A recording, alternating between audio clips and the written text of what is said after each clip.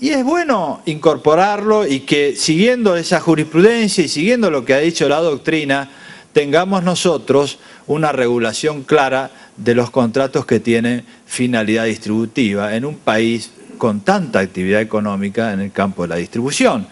También hemos incorporado los contratos bancarios y en esto hemos trabajado muchísimo en colaboración con muchos profesores vinculados al área, porque es necesario establecer algunas pautas generales sobre la transparencia en la contratación bancaria, sobre los distintos tipos contractuales y en algunos casos brindando seguridad jurídica al depositante. Esta norma que quedó ahí y que nadie la tocó hasta ahora, que todavía no es norma, es proyecto, pero dice que cuando uno deposita, por ejemplo, moneda extranjera en el depósito bancario, la obligación es devolver esa moneda extranjera. Es algo que a los argentinos nos suena desde hace muchos años, pero que es importante incluirlo para ir generando confianza.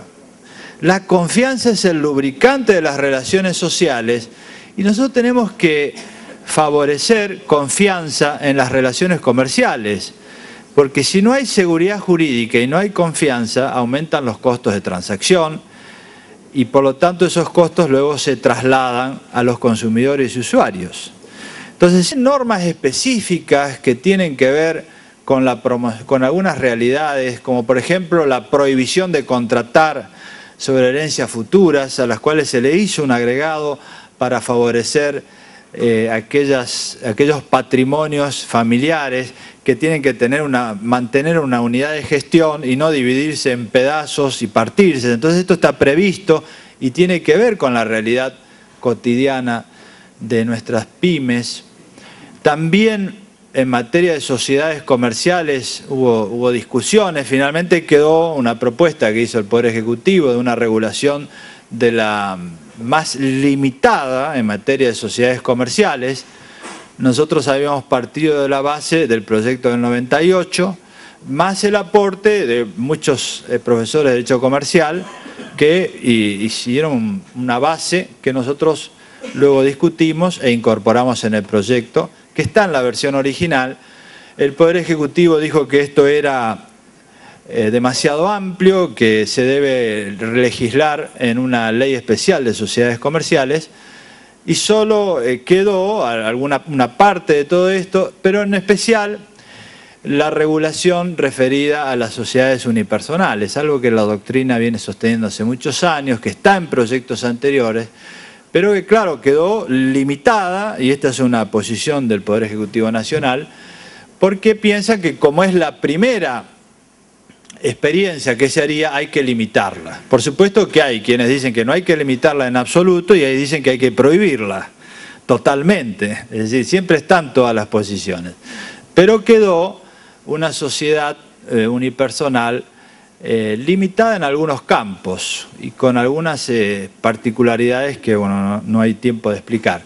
Pero creo que en materia comercial hay mucha sustancia para trabajar y es muy importante que nosotros pensemos en un código que también defienda la seguridad jurídica en el comercio, en las transacciones, porque esto hace el desarrollo del país. No se trata solo de descuidar estos aspectos, considerarlos menores. Son muy importantes, hay que prestarle mucha atención a la regulación comercial. Creo que es imposible brindarles un panorama completo, pero sí creo que los principios sobre los cuales este proyecto está asentado son claros. Los que he mencionado son los principales, hay muchos otros, pero me parece que es importante que ustedes se queden con estas ideas centrales y las piensen y reflexionen. Yo creo que hay algo que debemos entender y es que no es bueno negar el debate. A mí me parece que cuando hoy uno ve discusiones, mucha gente se asusta y dice ¿por qué se discute esto, lo otro? Para quienes nos hemos formado en la vida académica y en la vida cotidiana, el hecho de que no solo las universidades, que hoy hay cursos en todas las universidades del país, no solo los medios de comunicación que hablan todo el tiempo del proyecto, sino la gente común, esté hablando, el hecho de que estén hablando en ciudades, en pueblos del país, sobre derecho y sobre derecho privado, es algo extraordinario. Es algo que no ocurrió nunca en la historia, porque todos los proyectos anteriores siempre fue algo que discutimos en círculos cerrados, entre académicos. Esto es extraordinario, que la gente pueda opinar y diga a mí me parece esto y a mí me parece lo otro, que se discuta sobre el derecho, es un extraordinario avance en una sociedad.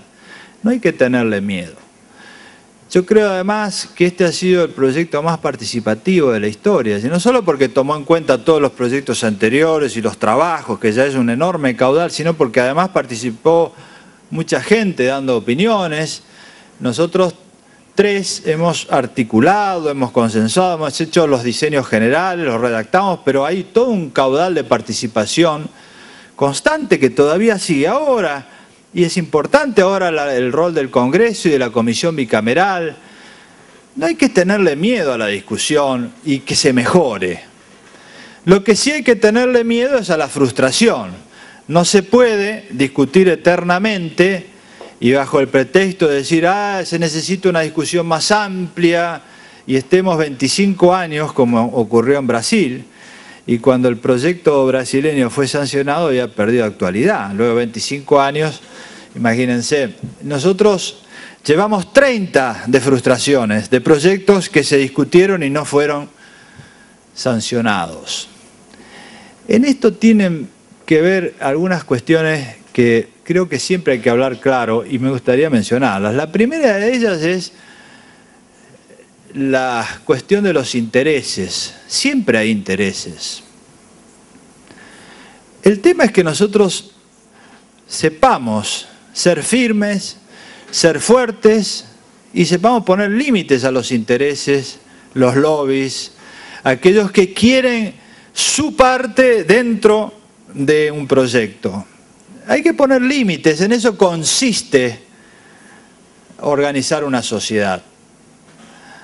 En eso debemos ser firmes y debemos tratar de mantener una estructura equilibrada y que no prevalezca un interés particular por sobre el interés general. La segunda cuestión es menor, pero ha tenido un gran efecto en el mundo académico, que es esta suerte de hoguera de vanidades que ha sido materia de frustraciones de muchos proyectos.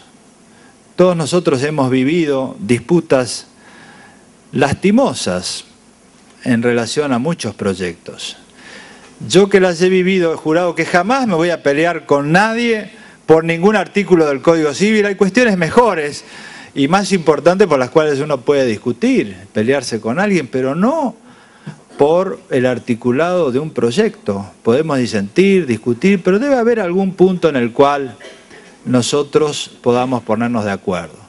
Y aquí viene el tercer tema que para mí es el más importante, y es que nosotros debemos aprender de una vez por todas a cómo organizar la diversidad. Porque estamos muy acostumbrados en nuestra historia, desde hace muchos años, a ser militantes de verdades parciales. A nosotros nos gusta estar seguros en la defensa de una verdad que es la mía y la quiero llevar al centro del sistema. Y esto se ve hoy en todo. Cada uno quiere poner su artículo, su texto, su ley especial dentro del sistema.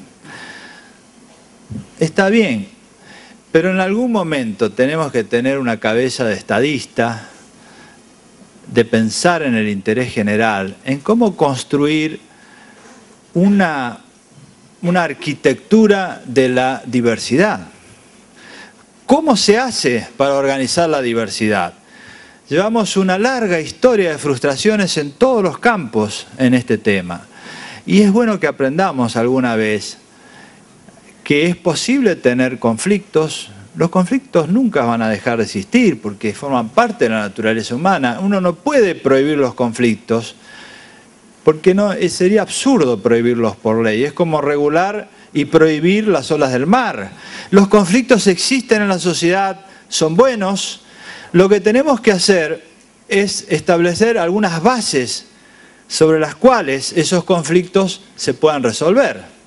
Es decir, tener algunos consensos comunes que puedan permitir la diversidad de opiniones.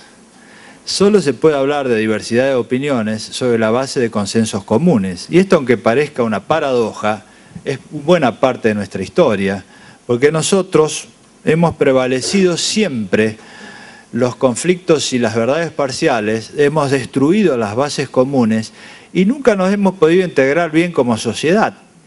A mí me gusta citar mucho a algunos libros de historia, pero hay uno en especial que habla de cómo los argentinos nos peleamos desde la época de los unitarios y federales y nunca hemos podido construir una ficción común. Es un libro de Nick Shanway, que ha estado en la Argentina muchas veces. Entonces, la construcción de una ficción común, ficción en el sentido de una idea de base común, en la cual podemos pelearnos todos los días, podemos ver distintas opiniones, pero tenemos que tener unas reglas comunes. Esto es algo que nos cuesta muchísimo y se ve con claridad en estos temas. Yo creo que es la hora que nosotros aprendamos a hacerlo. Es la hora de que pongamos un poco más adelante el interés general, la visión de armonizar la diversidad de opiniones en función del desarrollo social, político e institucional de una sociedad, antes que la prevalencia a cualquier costo de las visiones individuales, parciales o sectoriales. Creo que de esto se trata. Y a mí particularmente me parece que nosotros tenemos una enorme responsabilidad en esto, que no es un tema frente al cual podamos permanecer indiferentes, porque hemos padecido esto durante años y quienes estamos en el derecho y quienes no lo están también lo han padecido, porque la sociedad vive esto. Tenemos que poder mostrar que más allá de los triunfos individuales y los fracasos colectivos, somos capaces de dejar a nuestras generaciones futuras algo mejor. Yo siempre digo que la responsabilidad de esta generación es dejar a las generaciones que nos siguen un Estado de Derecho funcionando con bases de igualdad, con bases de integración, de inclusión social, con plena vigencia de los derechos humanos. Y entre eso está transformar el derecho privado de modo consistente con este sistema. Es una tarea que nos debemos, es una responsabilidad que tenemos y creo que debemos hacer todo lo que tengamos a nuestro alcance para poder cumplir con esa responsabilidad.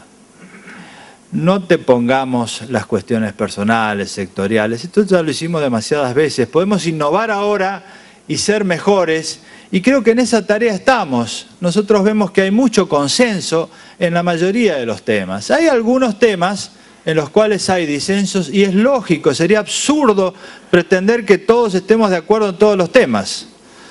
Es bueno que se discuta, pero para eso está el Congreso, tomará decisiones en estos temas, pero es hora que nosotros podamos decirle a nuestros hijos, a nuestros nietos, hemos cumplido con nuestra responsabilidad, hicimos algo para mejorarle la vida a todos los argentinos. Creo que esto va mucho más allá de una cuestión meramente académica y por eso es, como dije al principio, de dimensión histórica, es la dimensión histórica de una generación y todo un grupo de ciudadanos y ciudadanas que tiene que aprender a que esta casa nos debe abrigar a todos, aun cuando pensemos diferentes. Nada más y muchas gracias.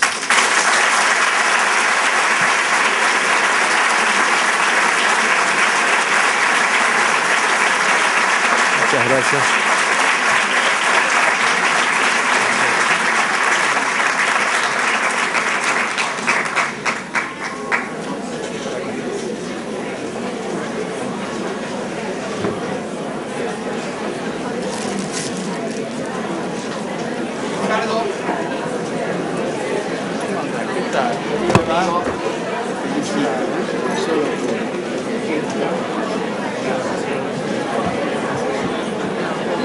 De esta manera damos por concluido el acto. Muchas gracias.